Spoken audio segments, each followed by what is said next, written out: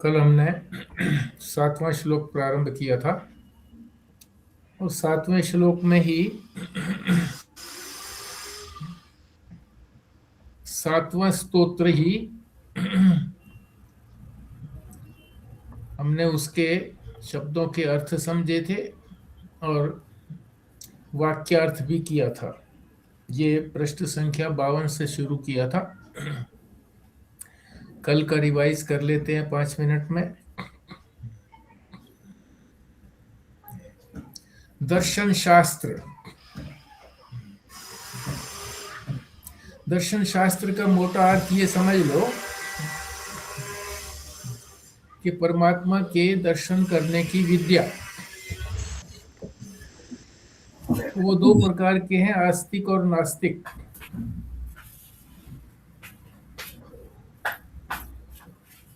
तो आस्तिक जो है, आस्तिक दर्शन के अंदर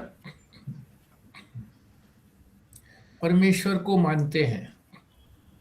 नास्तिक तो परमेश्वर को मानते ही नहीं कि कोई ईश्वर है, नहीं मानते। आस्तिकों के अंदर भी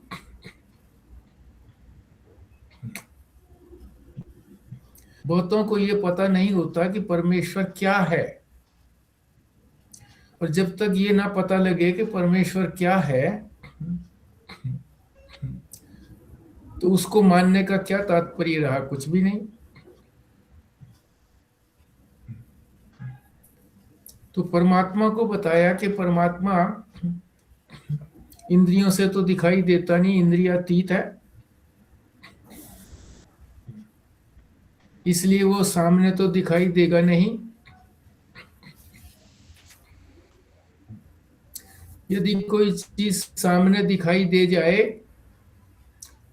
तो उसको चाहे अलग अलग नामों से कहो, कोई अंतर नहीं पड़ता। पानी की बात में पानी कहो या वाटर कहो, कोई फर्क नहीं पड़ता।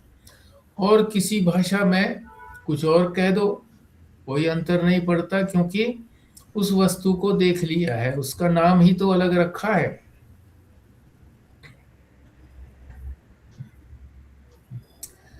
तो परमात्मा का या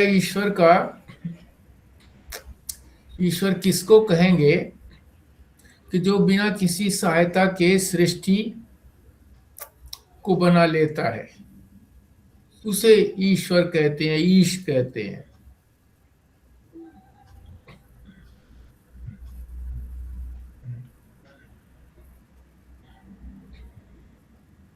बिना किसी मटेरियल के, बिना किसी यंत्र के, बिना किसी और की सहायता के जो सृष्टि की उत्पत्ति, स्थिति और प्रलय का एकमात्र कारण है, उसको ईश्वर कहते हैं।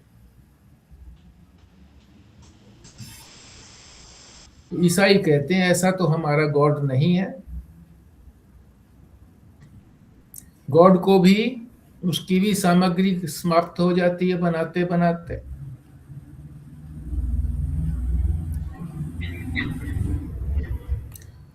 तो ऐसा जो गॉड है वो ज्यादा से ज्यादा अमर हो सकता है। ऐसे जो गॉड को मानता है वो ज्यादा से ज्यादा अमर हो सकता है। अमर का ये अर्थ नहीं है कि वो कभी मरे नहीं, बल्कि वो प्रलय के बाद, जब प्रलय होती है तो वो, उसकी आयु भी समाप्त हो जाती है।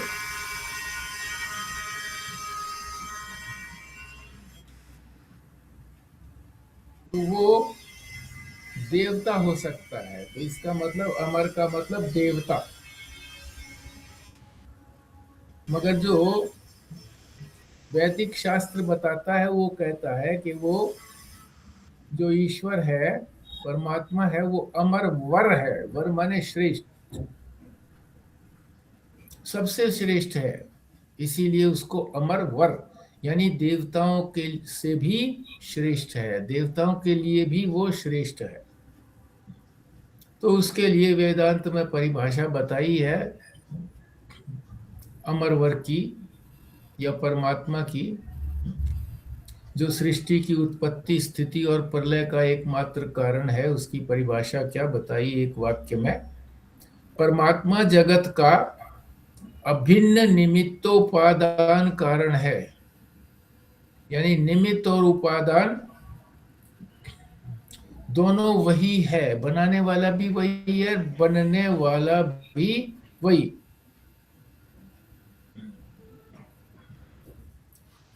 इतनी बात नहीं, और भी है, कर्तुम अकर्तुम अन्यथा कर्तुम, जो चाहे कर सकता है, जो चाहे ना करे, और जो चाहे बिल्कुल विपरीत करे।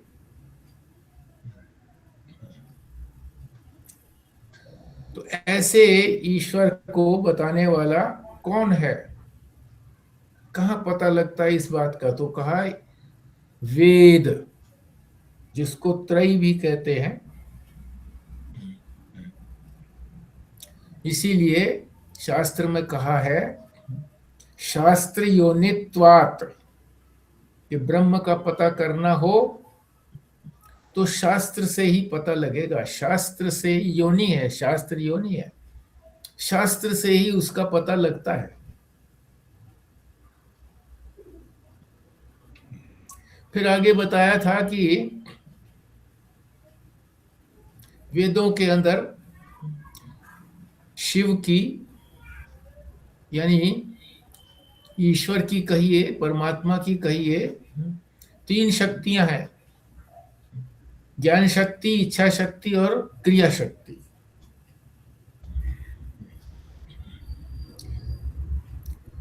और परमात्मा को प्राप्त करने के साधन में ये तीनों शक्तियों का प्रयोग आवश्यक है। जो शक्तियां हमें परमात्मा से मिली हुई हैं, कुछ समय के लिए मिली हुई है, आयु पर्यंत,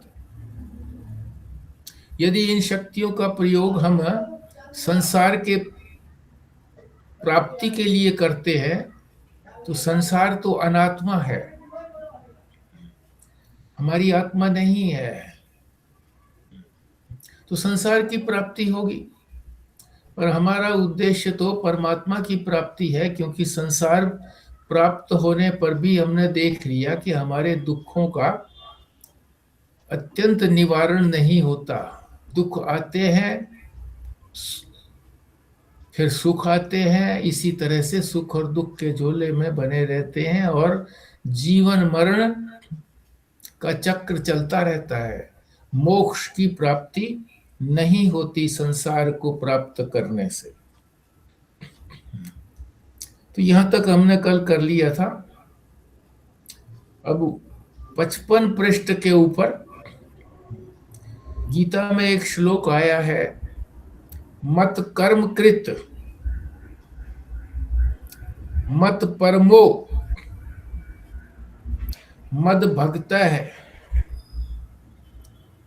संग वर्जित है निर्वैर सर्वभूतेषु यैसे मामेति पांडव। 5 साधन बताए हैं इसके अंदर। मत कर्म कृत, मेरे लिए कर्म को करो, जो भी कर्म करो मेरी दृष्टि रख करके करो। मत परमो, मेरे को ही परम मानो। परम का मतलब उससे और बड़ा कोई नहीं है, मेरे को ही परम मानो। मद भक्त है, मेरी ही भक्ति करो, संसार की भक्ति नहीं, किसी व्यक्ति की भक्ति नहीं, मेरी भक्ति करो। परमात्मा अपने लिए कह रहे हैं। फिर आगे कहा कि ये तीनों साधन कब हो सकते हैं? जब संग वर्जित है, जब ये संसार की आसक्ति हम छोड़ेंगे। संसार अनात्मा है, इसकी आसक्ति कि इससे मुझे सुख मिलेगा, इसको कहते हैं आसक्ति। तो इसको छोड़ने से, और दूसरा साधन बताया निर्वैर सर्वभूतेषु, सभी प्राणियों के साथ कोई वैर भाव नहीं रखना।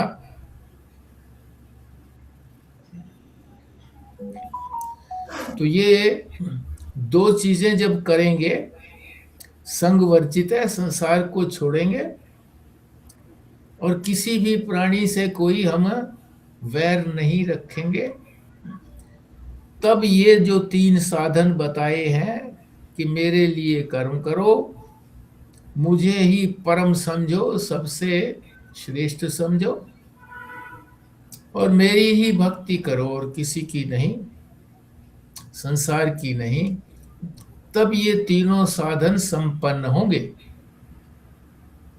जब ये दो साधन करेंगे, संग वर्जित है कि संसार को छोड़ेंगे, उसकी आसक्ति नहीं रखेंगे, और किसी भी प्राणी से वैर भाव नहीं रखेंगे, तब जा करके ये तीनों जो साधन बताए हैं, मत कर्म कृत, मेरे लिए कर्म करना, मत परमो, मेरे को परम समझो, मद भक्त है, मेरी भक्ति करो, तब ये तीन साधन संपन्न होंगे। तो साधन तो 5 हो गए, क्योंकि संसार को भी छोड़ना है, ये भी साधन हो गया, और सभी प्राणियों के साथ कोई वैर भाव नहीं रखना, ये भी साधन हो गया। ये से मामेति पांडव है, तभी मुझको प्राप्त करोगे। तो भगवान ने साफ कह दिया, साधन बता दिए। पहले बताए तीनों शक्तियों का प्रयोग मेरे लिए करो, ज्ञान शक्ति का प्रयोग मेरे को जानने के लिए करो, इच्छा शक्ति, इच्छा करो तो परमात्मा की यानी मेरी ही इच्छा करो, क्रिया है, ज्ञान शक्ति, इच्छा शक्ति और क्रिया शक्ति, तो कोई भी कर्म करो वो मेरे लिए करो, इसको क्रिया शक्ति कहते हैं। उसी बात को लगभग इस श्लोक से प्रकट किया गया है, मत कर्म कृत, मत परमो, मद भक्त है।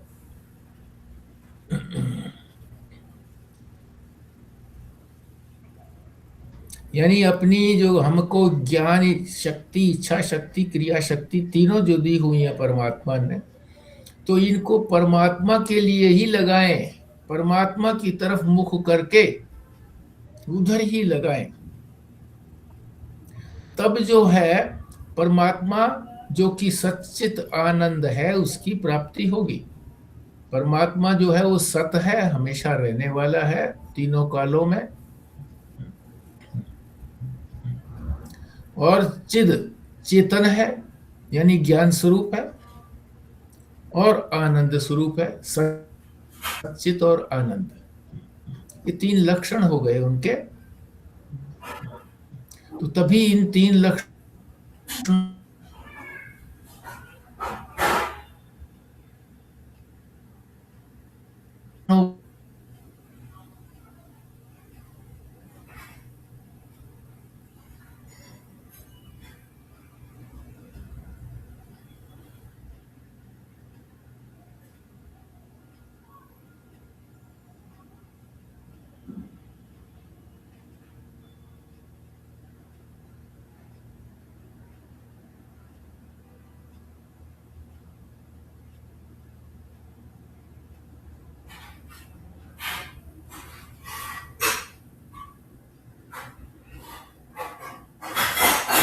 इसलिए जो आस्तिक लोग हैं उन्होंने भी एक एक चीज को अपनाया। किसी ने ज्ञान को प्रधान माना,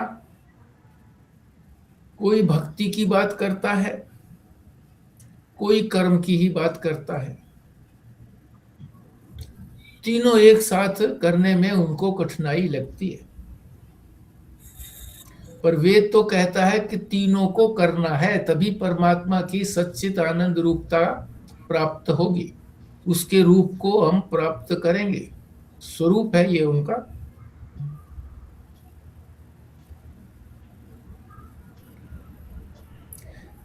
तीनों को शिव की तरफ लगाना है,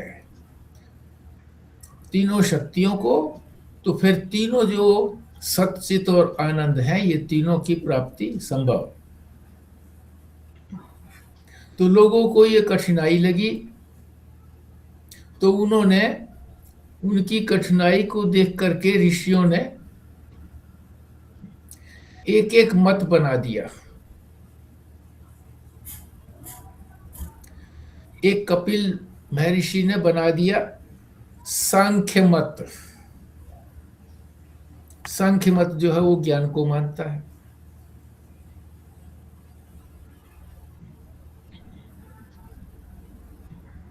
सांख्य का मतलब होता है संख्या, सांख्य, सम्यक ज्ञान, ज्ञान को मानता है।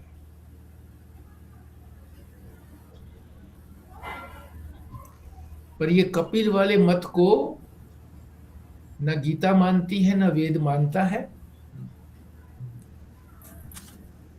क्योंकि ये सांख्य मत जो है, अब हम 56 पृष्ठ पर चले गए। यहां पर केवल विवेक की बात करते हैं कि विवेक हो गया तो समझ लीजिए ज्ञान हो गया। विवेक का मतलब है दो चीजें आपस में मिली हुई हैं, उन दोनों को अलग कर लो। प्रकृति और पुरुष, प्रकृति और ईश्वर एक ही बात है। प्रकृति कहो और ईश्वर कहो या पुरुष कहो, क्योंकि पुरुष तो एक ही है, परमात्मा ही है, तो मोक्ष हो जाएगा, ऐसा कहते हैं। तो हम जो मिले हुए हैं वो किससे मिले हुए हैं? हम इस शरीर से, अंतःकरण से मिले हुए हैं, इंद्रियों से मिले हुए हैं। तो कह रहे हैं कि ये अंतःकरण से मैं अलग हूं, इस बात को समझना ही ज्ञान है।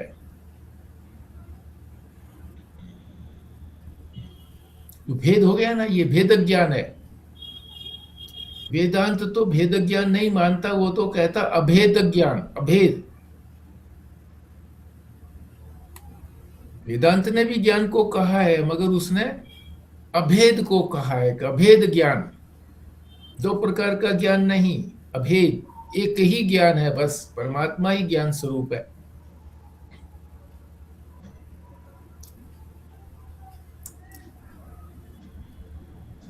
इस मत के अंदर त्वम पदार्थ का शोधन ही मानते हैं कि त्वम पदार्थ का शोधन करो। त्वम का मतलब मैं,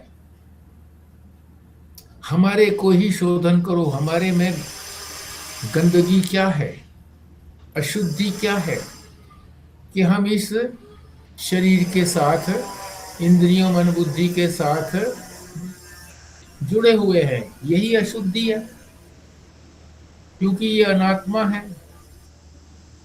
आत्मा अनात्मा से जुड़ गई है, अपना मानने लगी है, इसका शोधन। तो क्यों मानने लगी है? अविद्या के कारण। अविद्या दूर करनी है।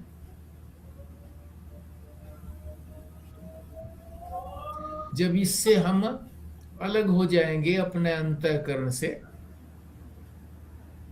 अहंकार से। ये जो अहंकार है, ये तो शरीर को, इंद्रियों को, इनको सबको अपना मैं मानता है। और अभी हम जो है इस अहंकार से जुड़े हुए हैं। हम कहते हैं हर एक चीज के लिए हम है बोल देते हैं कि मैं सबके लिए बोल देते हैं मैं। तो इसी अहंकार के साथ जुड़े हुए हैं। इसी अहंकार को जब छोड़ देंगे तो अपने स्वरूप का पता लग जाएगा।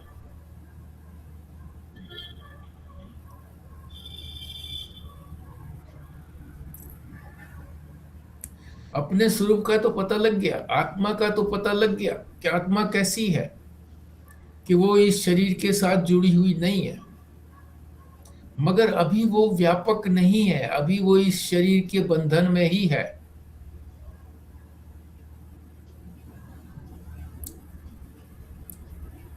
इसी 3 हाथ के शरीर को ही अपना मैं मानती है।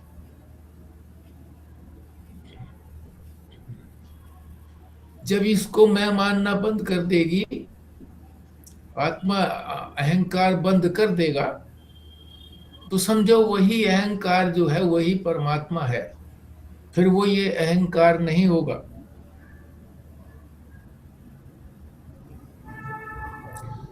तो लक्ष्य क्या है हमारा? ब्रह्म से एकता, यानी ब्रह्म व्यापक है, तो आत्मा को भी हमने व्यापक रूप से समझना है कि वो व्यापक है आत्मा, और एक है, व्यापक है और एक है। पर ये जो सांख्य मत है ये अनेक आत्मा मानता है कि जितने शरीर उतनी आत्माएं, तो शरीर तो अनंत है। मनुष्यों का ही देखो, सारे विश्व के अंदर 8 अरब लोग हैं, तो 8 अरब आत्माएं हो गई मनुष्यों की, फिर पशुओं की, पक्षियों की, कीट पतंगों की, अनेक आत्माएं होगी, कोई गिनती नहीं। तो ये सांख्य मत को बताए थे ना कि कितने मत प्रारंभ हुए हैं। एक मत जो है वो पहली पंक्ति में ही बताया था इस श्लोक के अंदर, त्रयी, त्रयी माने वेद, जिसको सनातन, वैदिक सनातन धर्म कहते हैं, वेद। दूसरा सांख्य, तो सांख्य हमने कर लिया। तीसरा योग, अब योग करेंगे। चौथा जो है पशुपति मतम, जो पशुपति शिव को मानते हैं, चौथा हो गया ना। और पांचवा है वैष्णव, वैष्णव मत जो भक्तों के लिए है। तो 5 मत ये बताए थे, ये भिन्न भिन्न है, रास्ते हैं ये वहां तक पहुंचने के।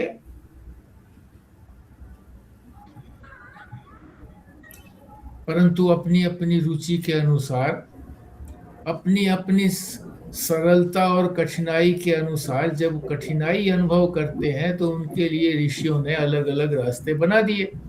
एक रास्ता बना दिया सांख्य का, जिसमें केवल विवेक करना है, अपने आप को अलग करना है अनात्मा से, प्रकृति से, तो मोक्ष की प्राप्ति हो गई। मगर ऐसा नहीं है, क्योंकि ऐसा करने से तो केवल आत्मा तो अलग हो गई अनात्मा से, परंतु वो व्यापक नहीं हुई।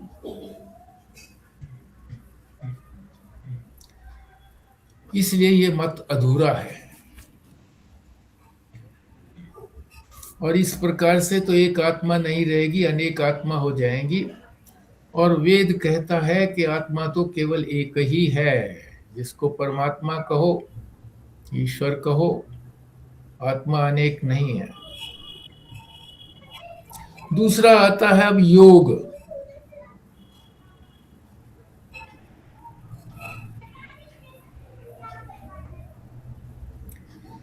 वो कहता है कि जो योग सांख्य ने बताया है कि अंतःकरण से अपने आप को अलग करो, आत्मा को अलग करो। तो ये कहता है कि आत्मा अलग नहीं हो सकती जब तक कि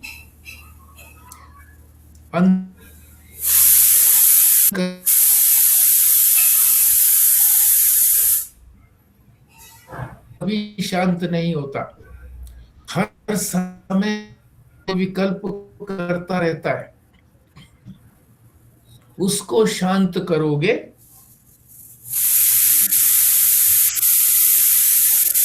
तब जो है आत्मा को जान सकते हो।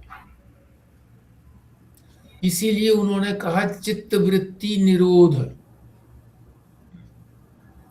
चित्त को, मन को इधर उधर जाने से रोको, शांत रहे मन, कोई संकल्प विकल्प न करे। तो ऐसी स्थिति में अंत में जा करके समाधि लगेगी और समाधि के अंदर ज्ञान होगा।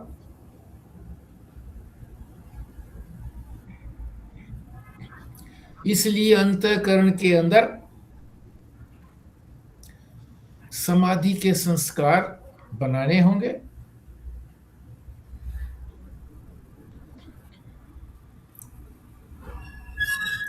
ये भी जो है, ये भी शास्त्र नहीं बताया है, ये भी वेद नहीं बताया कि ये, क्योंकि ऋषि जो हैं वो वेदों को मानते हैं, तो वेद से अतिरिक्त बात तो ये नहीं है, ये भी वेदों की ही बात है। ये भी वेद ने ही बताया है। ये जो उपाय है, योग का उपाय भी, सांख्य का उपाय भी, ये भी वेद से ही पता लगा है।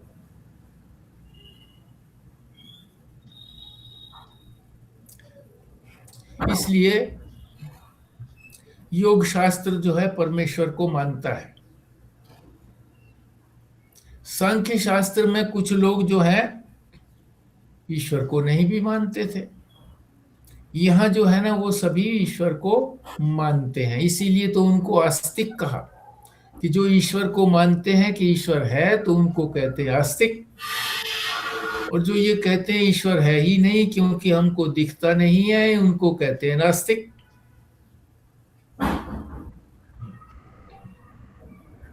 तो सांख्यवादियों ने ज्ञान को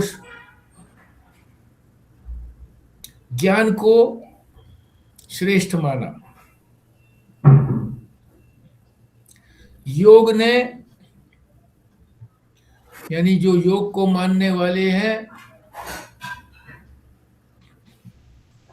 उन्होंने कहा ठीक है ज्ञान तो होगा पर उसके लिए समाधि चाहिए, अंतःकरण को शांत करना चाहिए, चित्तवृत्ति का निरोध होगा,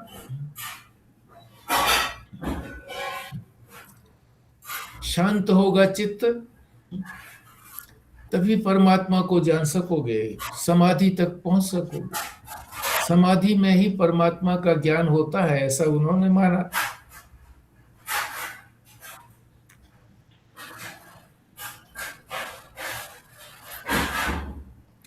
पर एक कठिनाई बता रहे हैं कि सारी प्रकृति 3 गुणों वाली है। सारे देवी देवता, मनुष्य, पशु पक्षी, कीट पतंग और जितनी भी वनस्पति है, सब तिनका तक त्रिगुणात्मक है। 3 गुण है उसके अंदर, सत्व गुण, रजोगुण और तमोगुण।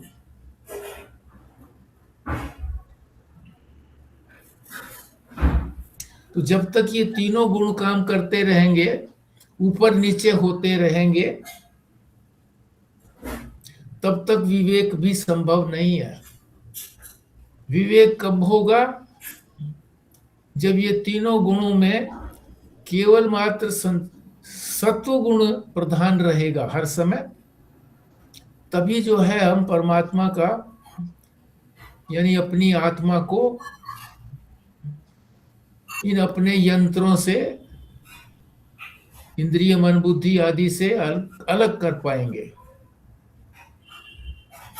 तो ये योग की बात आ गई। तो महाराज जी ने एक बार कहा था कि सांख्य जो मत जो है, वो योग मत जो है, ये सांख्य का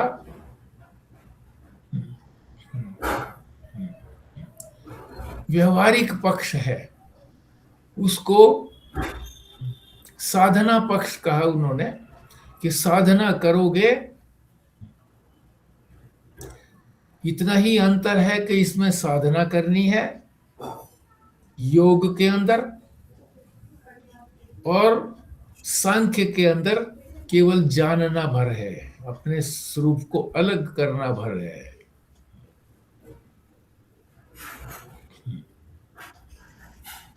प्रैक्टिकल कहा इसको, कि ये प्रैक्टिकल है योग, इसके लिए करना पड़ेगा और उसके लिए जानना पड़ेगा। उसके लिए थ्योरी कही आप जैसे। तो दो मत हो गए। तीसरा है पशुपति मत। इसको शैव मत कहते हैं। शैव शिव जी भगवान, भगवान शिव, शंकर भगवान। इसके लिए ये कहते हैं कि परमात्मा के अंदर अत्यंत प्रेम होना चाहिए।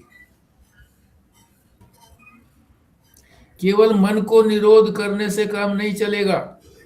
मन को तो निरोध कर लिया, पर किधर लगाओगे? परमात्मा की तरफ लगाएंगे। पर परमात्मा के प्रति प्रेम होगा तभी तो उधर लगाएंगे। प्रेम नहीं होगा तो लगेगा ही नहीं उधर मन। तो परमात्मा से, ईश्वर से परम प्रेम होना चाहिए। परम प्रेम का मतलब और किसी से इतना प्रेम नहीं है जितना परमात्मा से प्रेम है। औरों से केवल काम चलाने लायक प्रेम है। औरों से भी प्रेम तो है, पर वो काम चलाने के लिए है, व्यवहार करने के लिए है।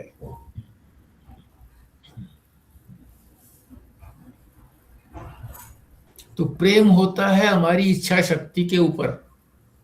अगर हमारी तीव्र इच्छा हो परमात्मा की प्राप्ति की, तो हम उनसे प्रेम करेंगे। तो इच्छा शक्ति पर जोर दिया उन्होंने। तीन शक्तियां बताई थी ना, ज्ञान शक्ति, क्रिया शक्ति और इच्छा शक्ति। तो ज्ञान शक्ति जो है वो तो सांख्य में बताई, और उसका व्यवहारिक पक्ष जो है वो योग में बता दिया।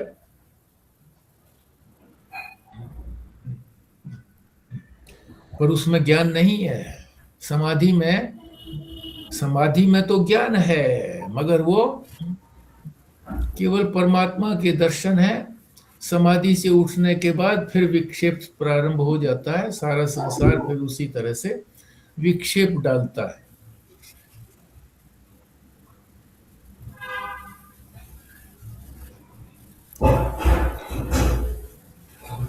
इच्छा शक्ति के लिए बता ही दिया कि शैव मत जो है, जिसको पशुपति मत कहा है, शैव मत भी कहते हैं इसको।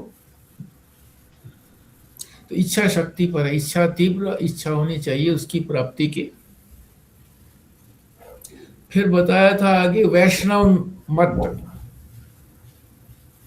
वैष्णव लोगों ने कहा, वैष्णव का नाम ही इसीलिए है क्योंकि वो सारे संसार की रक्षा करता है। विष्णु सारे संसार की रक्षा करते हैं। और सारा संसार रक्षा तब होती है जब हम कर्म करते हैं। ये बड़ी रहस्य की बात है कि कर्म करने से संसार कैसे पुष्ट होता है। कर्म करेंगे, फल होगा, भोगने के लिए शरीर मिलेगा। फिर कर्म करेंगे, फिर फल होगा, फिर भोगने के लिए शरीर मिलेगा। तो ये संसार चलता रहेगा।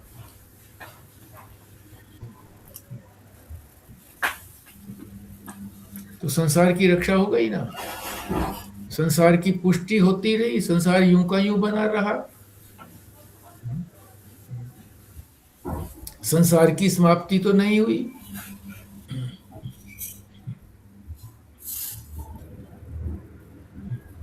इसलिए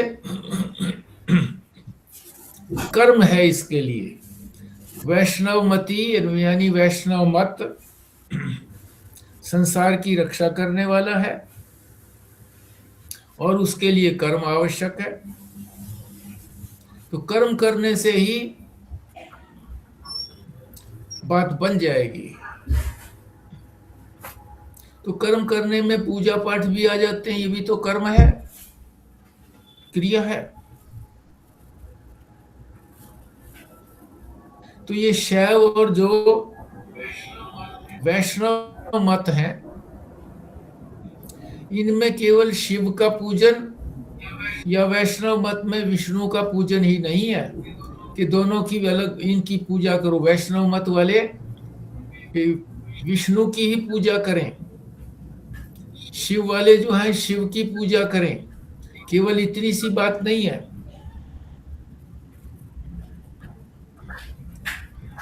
बल्कि ये मानना है कि शिव सर्वत्र विद्यमान है, सब जगह विद्यमान है।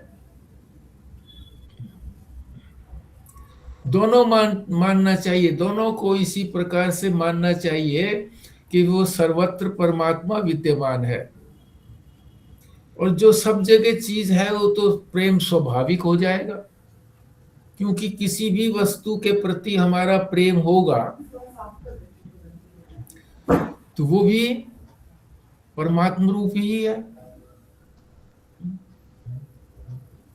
वो भी ईश्वर रूप ही है, तो उसी से प्रेम हो गया, ईश्वर से।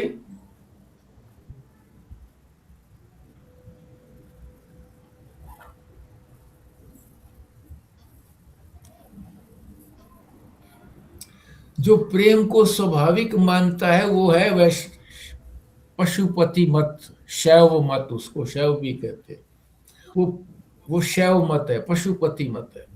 प्रेम स्वाभाविक हो गया क्योंकि वो सर्वत्र है, और सर्वत्र होने पर भी जिसको प्राप्त करने के लिए कर्म ही प्रधान है वो हो गया वैष्णव मत, क्योंकि विष्णु के लिए ही बताया था कि उसके लिए ही कर्म करो, पूजा पाठ भी करो और उसको सर्वत्र मानो।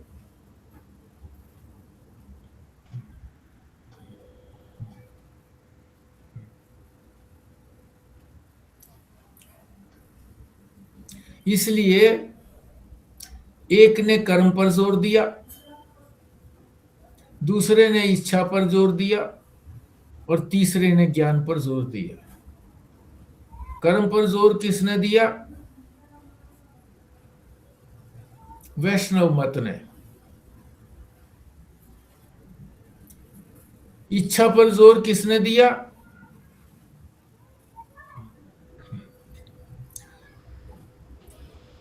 शिव मत ने, शैव मत ने, पशुपति मत ने, जिसको पशुपति कहो, शैव कहो, शिव कहो, उसने जोर दिया इच्छा के ऊपर।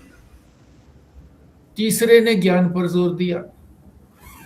ज्ञान पर जोर किसने दिया? सांख्य ने दिया ज्ञान पर जोर। तो प्रारंभ में जो ये बताया था कि ज्ञान, इच्छा और क्रिया तीनों एक साथ करने चाहिए, तभी उस ब्रह्म की प्राप्ति होगी, तभी सच्चिदानंद रूप की प्राप्ति होगी। पर उसकी कठिनाई को देख करके ऋषियों ने रुचि के अनुसार, लोगों की रुचि के अनुसार विभिन्न मत बनाए। सांख्य मत बनाया, योग बनाया, शैव मत या पशुपति मत बनाया और वैष्णव मत बनाया।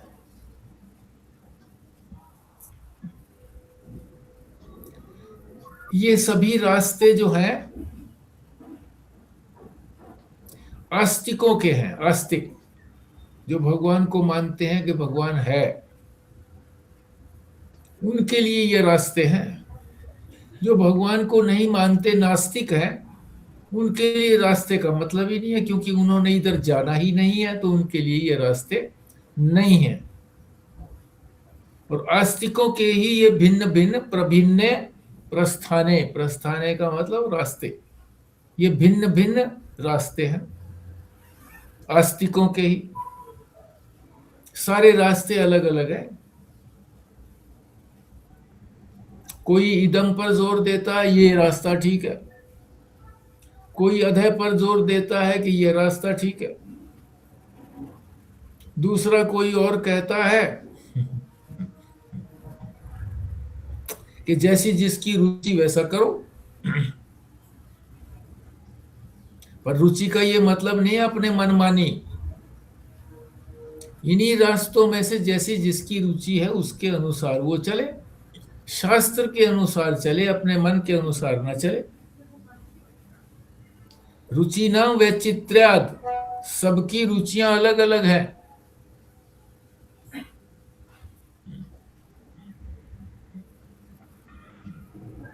कोई व्यक्ति कर्म प्रधान होता है, वो तो ये है भी कर्म करो, अच्छे कर्म किए जाओ, और परमा यहाँ संसार में सुख की प्राप्ति लेते रहो, क्योंकि शुभ कर्म से सुख की प्राप्ति होती है, तो अच्छे कर्म किए जाओ। संसार में आते रहो तो कोई आपत्ति की बात नहीं है, पर सुख मिलता रहे। तो ऐसे व्यक्ति जो है वो कर्म प्रधान व्यक्ति होते हैं, कर्म करना, और वो अपने आप को कर्म योगी कहते हैं। वास्तव में वो कर्म योगी नहीं है। संन्यास आश्रम में एक माता आती थी, बड़ी विदुषी थी, वो बहुत समझदार भी थी, वेदांत को भी समझती थी सब प्रकार से। उनके पति का देहांत हो गया। बड़े अमीर परिवार था, तो अखबार के अंदर बहुत बड़ा उन्होंने वो उनका चित्र छाप करके बताया होगा, तो मुझे पता नहीं लगा। तो मुझे जब वो मिली आश्रम में, तो मैंने पूछा वो सर का क्या हाल है। बोले जी वो तो चले गए।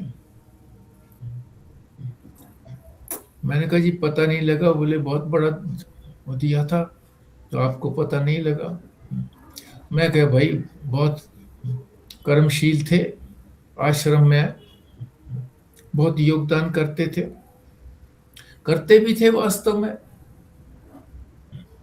फिर उन्होंने कहा कि वो तो कर्मयोगी थे, तो योग शब्द जोड़ दिया उसके साथ, कर्मयोगी, कि कर्म को ही प्रधान समझना। वो सत्संगों में नहीं बैठते थे प्राय, वो माता ही बैठती थी, उनकी पत्नी। हाँ, वो आश्रम के अंदर बहुत सहयोग देते थे, आते जाते थे।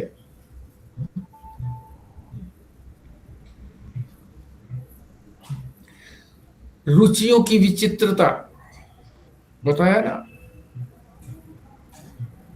कि रास्ते तो कई हैं, किस लिए बने हैं ये? प्रस्थाने प्रभिन्ने, भिन्न भिन्न रास्ते किस लिए बने हैं? रुचि नाम वैचित्र्याद, अलग अलग रुचियां होने से अलग अलग रास्ते बना दिए। पर इन रास्तों के अंदर रिजु कुटिल नाना पथ जुशाम, कोई तो रास्ता रिजु है, रिजु माने सीधा, सीधा रास्ता है।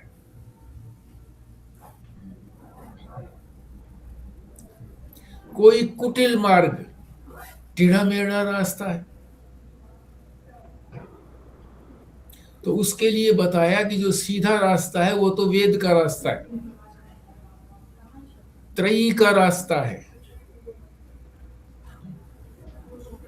वो सीधा रास्ता है। हमारी जो तीनों शक्तियां हैं, ज्ञान शक्ति, इच्छा शक्ति और क्रिया शक्ति, तीनों को लगा दो तो परमेश्वर में लगा दो तो परमेश्वर की प्राप्ति हो जाएगी।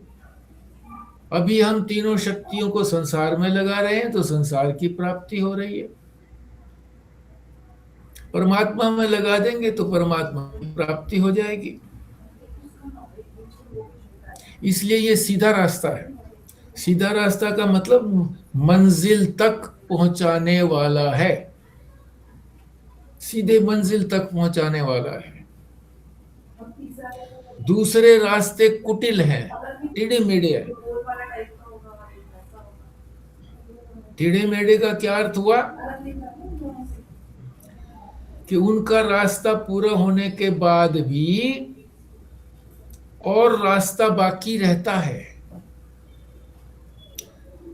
अंतिम लक्ष्य तक नहीं पहुंचते।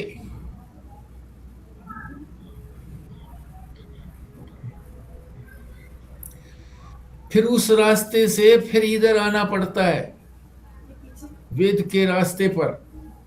जहां तक पहुंच गए उसके बाद फिर आगे इसी रास्ते को पकड़ना पड़ता है। तो इसलिए वेद के रास्ते को सीधा रास्ता कहा है, रिजु। और जितने भी और मत हैं ये जो बताए हैं, सांख्य है, योग है, पशुपतिम है, वैष्णव है, ये कुटिल है, टेढ़े मेढ़े हैं। टेढ़े मेढ़े का मतलब क्या कि ये सीधे नहीं पहुंचाते हैं, बीच राह के अंदर फिर इनको उसी मार्ग को पकड़ना पड़ता है, वेद के रास्ते को। अगर वेद के रास्ते को नहीं पकड़ते हैं तो इतना तो है कि ये स्वर्ग लोक में जाकर के सुख भोगते हैं, देवी देवता बनते हैं, जिनको अमर कहा गया है, यानी चिरायु होते हैं। बहुत लंबी आयु होती है, हजारों वर्षों की, लाखों वर्षों की। जब तक प्रलय नहीं होती तब तक की इनकी जीवन है। इतना तो है इन रास्तों में, परंतु पूरी तरह से मोक्ष नहीं होता। ये जितने रास्ते हैं ये सारे उसके बाद फिर आना पड़ता है संसार में। फिर कर्म करो, फिर भक्ति करो, फिर वहां पहुंचो, ये क्रम चलता रहता है। और आवश्यक नहीं है कि कर्म कर पाओ, पुण्यों का संग्रह कर पाओ, जरूरी नहीं है। अगर पुण्य कम हुए और पाप अधिक हुए तो दूसरी योनियों में जाएंगे। और शास्त्र में कहा है कि 84 लाख योनियों के बाद ये मनुष्य शरीर मिलता है। इसलिए इस मनुष्य शरीर की प्राप्ति को व्यर्थ में नहीं गंवाना चाहिए। परमात्मा की प्राप्ति के लिए ही मनुष्य शरीर दिया गया है, तो उनकी आज्ञा का पालन करना चाहिए, उनकी बुद्धि को आदर देना चाहिए। जो दूसरे रास्ते हैं वो एक प्रकार से रिले रेस है। रिले रेस, रिले कहते हैं कुछ दूरी एक ने पार कर ली, उसके बाद फिर वो उसके स्थान पर खड़ा हो जाएगा, उसी स्थान पर। और दूसरा जो है यात्रा पूरी करेगा, यानी दूसरी यात्रा शुरू हो जाएगी। एक यात्रा समाप्त होगी, दूसरी यात्रा शुरू हो जाएगी, तब जाकर के मंजिल पर पहुंचेंगे।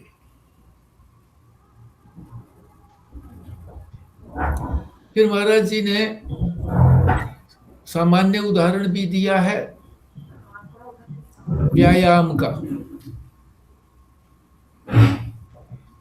उत्तम व्यायाम किसको कहते हैं, बढ़िया व्यायाम किसको कहते हैं, अच्छी एक्सरसाइज किसको कहते हैं? जो सारे अंगों का व्यायाम करता है, किसी एक अंग का नहीं, सारे अंग को, क्योंकि पुष्टि तो सारे अंगों की चाहिए। जब लंबी यात्रा करनी होती है, अपने पास मोटर है, तो सारी चीजों को देखते हैं कि नहीं है, कि पहियों में हवा है कि नहीं ठीक से, उनके नट जो है वो खुले हुए तो नहीं है, जो पानी की टंकी होती है वो भरी हुई है कि नहीं है, तेल जो है उसमें पूरा है कि नहीं है, ब्रेक कैसी ठीक है कि नहीं है, एक्सेलरेटर जो है वो कैसा है, वो भी ठीक है कि नहीं है, उसकी जांच करते हैं, उसको ठीक करते हैं। तो सारे अंगों की पुष्टि करते हैं। हम व्यवहार के अंदर सारे अंगों की पुष्टि करते हैं, मोटर की, इसी तरह से स्कूटर की, साइकिल की इत्यादि। परंतु जब व्यायाम करते हैं तो हम, जो व्यायाम का शिक्षक जो अच्छा शिक्षक नहीं होता, वो जिस अंग में कमजोरी है उसी की एक्सरसाइज कराता है। उसकी एक्सरसाइज भी होनी चाहिए और अन्य अंगों की भी एक्सरसाइज होना चाहिए। केवल उसी की एक्सरसाइज करते रहेंगे, वो तो पुष्ट हो जाएगा, उसमें तो ताकत आ जाएगी, और बाकी कमजोर रह जाएंगे, उनमें जाम लग जाएगा, वो वर्क ठीक से नहीं कर पाएंगे। तो सारे अंगों की पुष्टि होनी चाहिए, और साथ में प्राणायाम भी होना चाहिए। तो ये व्यवहारिक पक्ष भी भगवान ने हमारे लिए बता दिया कि व्यवहार में तुम उतरे हुए हो, तो व्यवहार के अंदर भी अपने शरीर को स्वस्थ रखो, क्योंकि शरीर को स्वस्थ रखेंगे, शरीर स्वस्थ होगा, तभी तो ये जो तीनों इच्छाएं हैं, ज्ञान, इच्छा और क्रिया, तीनों परमात्मा में लगा सकेंगे और अपने लक्ष्य की प्राप्ति होगी।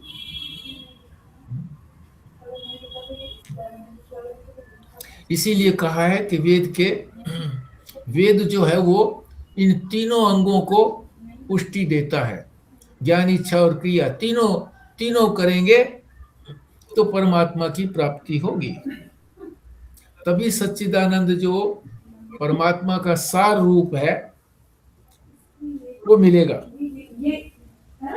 नहीं तो ये जो और मत हैं, ये किसी एक रूप को, दूसरा किसी और रूप को, तीसरा किसी और रूप को पुष्टि देता है। संपूर्ण स्वरूप को प्रकट करने वाला वेद के अतिरिक्त अन्य कोई मार्ग नहीं है। आप वेद से घबराएं नहीं। वेद का तात्पर्य, जो वेदों में बात कही गई है वो गीता में भी कही है, रामायण में भी कही है, और अन्य ग्रंथ हैं, अनेक ग्रंथ जिसमें वो वेद की बात कही गई है, वो सारे वेदों के अनुसार चलने वाले शास्त्र हैं। तो उन्हीं शास्त्रों के अनुसार अपनी तीनों शक्तियों का प्रयोग परमात्मा की प्राप्ति में करें, और संसार में जो लगे हुए हैं वहां से अपनी इन शक्तियों को हटा करके उधर ही केंद्रित करें। इतना ही आज तक करते हैं। ये यहाँ पर 57 पृष्ठ पर सबसे नीचे 2 पंक्ति छोड़ करके यहाँ पर निशान लगा लें, 4-1-26। हाँ जी, अब आपका नंबर है।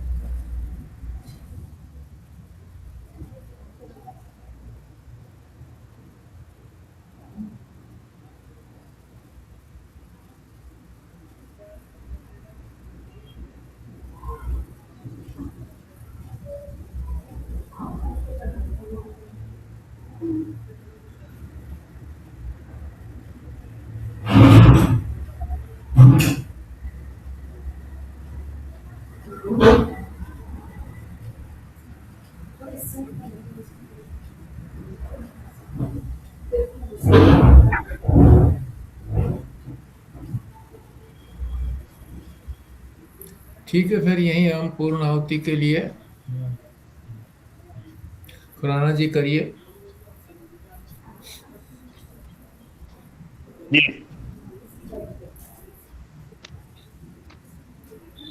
ओम पूर्णमदः पूर्णमिदं पूर्णात् पूर्णमुदच्यते पूर्णस्य पूर्णमादाय पूर्णमेवावशिष्यते। ओम शांति शांति शांति। नारायण नारायण नारायण नारायण नारायण।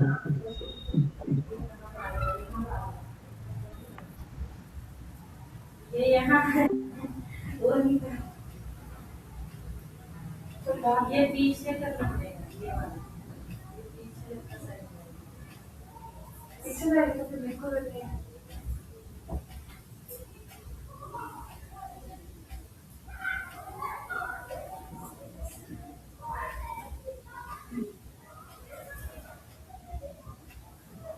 हमारा पेज में है।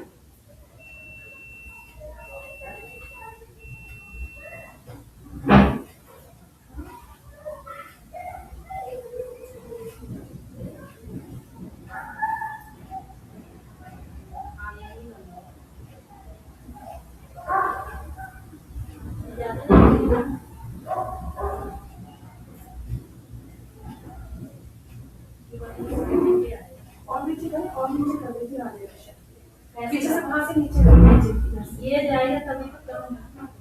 देखिए ना, नीचे से खींचो, नीचे से बिल्कुल ये नीचे बोलिए से। पता नहीं कौन है ये वाला कैसे जाएगा। अच्छा मेरे को लगता है हमने पता उल्टा डाल दिया, ये उल्टा डाल दिया। मेरे को लगता है ये आगे की तरफ और ये पीछे जाए तो मतलब ये वाली ऐसे दब जाएगी ना, हो जाएगा।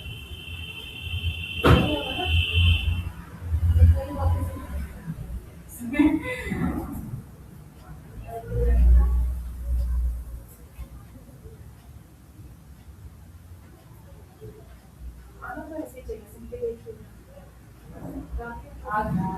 मेरी है ना, पहले का मेरी तरफ आ जाता है, तेरी तरफ नहीं आता। चलो ठीक है, देखते हैं हाथ की। आ जाएगी ये कर दीजिए।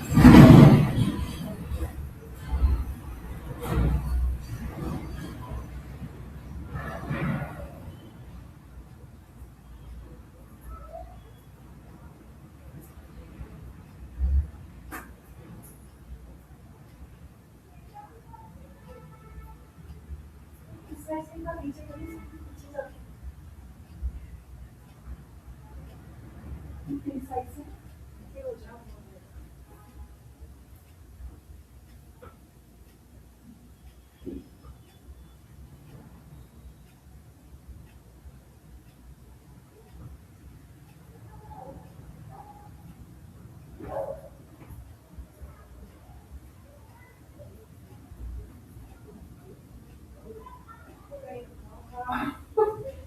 बहुत, मैं ना हमेशा प्रिया को बुलाती थी इसको जमाने के लिए।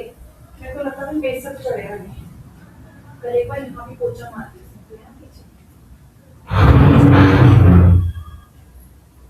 ठीक है, मैं जब करवाती, हाँ तू चल जा, मैं कर लूँगी। यही चीज़ बस मुझे क्यों परेशान करेगी। दो लोग होते हैं हो जाता है।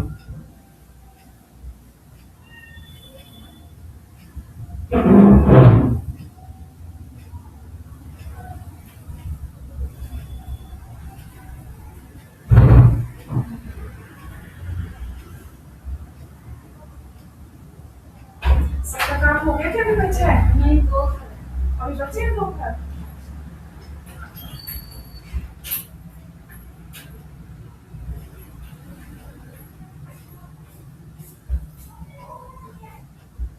कल बात तो रहोगे ना भाभी। अभी हो कल, अभी को ऐसे कहीं जाना है, पर मैं तो कह रही हूँ तब तक तो तू आई